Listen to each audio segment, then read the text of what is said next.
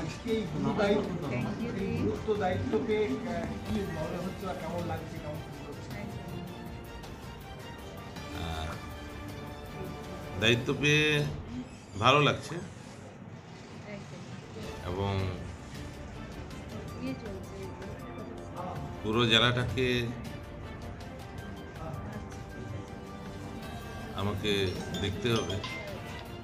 আমি কৃতজ্ঞতা জানাই, ধন্যবাদ জানাই, প্রণাম জানাই আমাদের নেত্রী মমতা বন্দ্যোপাধ্যায়কে এবং ধন্যবাদ জানাই আমাদের নেতা অভিষেক বন্দ্যোপাধ্যায়কে যে এই জেলার দায়িত্ব যেমন আমাকে দিয়েছে, সেই দায়িত্বভার কাঁধে নিয়ে সবাইকে নিয়ে আমাদের জেলার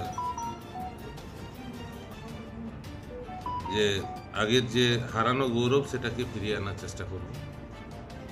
দলটাকে সমৃদ্ধ করার সব রকমের প্রয়াস আমরা করব এবং যেখানে 2026 বিধানসভা নির্বাচনে আমরা আগে যেমন ছিলাম নয় সেরকমভাবে আমরা ফিরিয়ে আনার চেষ্টা। 26-এর নির্বাচন কতটা কঠিন বলে মনে হচ্ছে আপনার? 26-এর নির্বাচন তেমন কিছু কঠিন নয়, যদিও বা আমাদের সমস্ত কর্মী নেতৃত্বকে সবাইকে সংগঠিত করে একসাথে লড়াই করব, কোনো কঠিন নয়। শিক্ষকদের যে চাকরি যাওয়া এসবের এফেক্ট কতটা কি হতে পারে? দেখুন, শিক্ষকদের চাকরি যাওয়া বা যা কিছু করা সেটা আমাদের দলীয়ভাবে কোনোরকম কোনো কিছু নেই।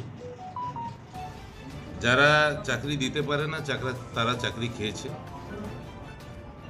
এবং তারাই কোর্ট গেছে, তারাই চাকরি খেয়েছে, সব কিছু তারাই করেছে।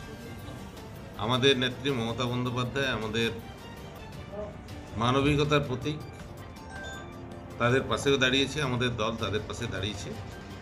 আগামী দিনে যাতে কেউ কর্মহীন না হয় উনি তো আমাদের নেত্রী ঘোষণা করে দিয়েছে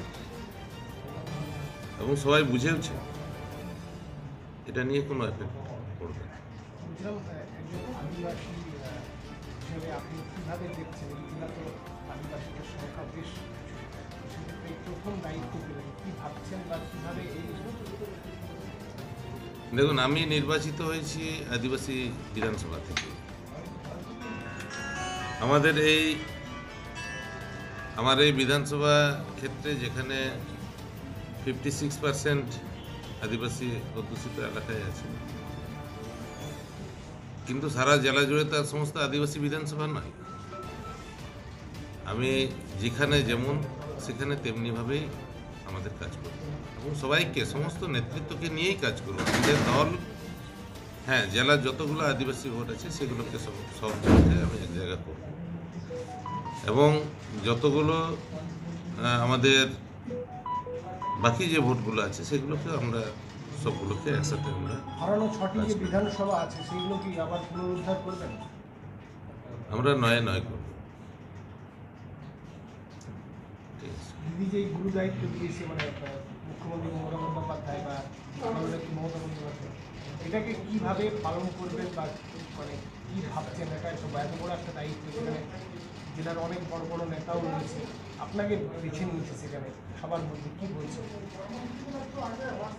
আমি দিদিকে প্রণাম জানাই, কৃতজ্ঞতা জানাই, ধন্যবাদ জানাই এবং আমাদের নেতা সাংসদ অভিষেক বন্দ্যোপাধ্যায়কেও আমি ধন্যবাদ জানাই, কৃতজ্ঞতা জানাই। জেলার দায়িত্ব দিয়ে যে আমাকে প্রমাণ করতে হবে যে আমি সত্যিকারের একজন যোগ্য, সেই দায়িত্বটা আমার। ওনাদের দায়িত্ব পালন করেছে, আমার দায়িত্ব হচ্ছে আমার সেই যোগ্যতা প্রমাণ করা।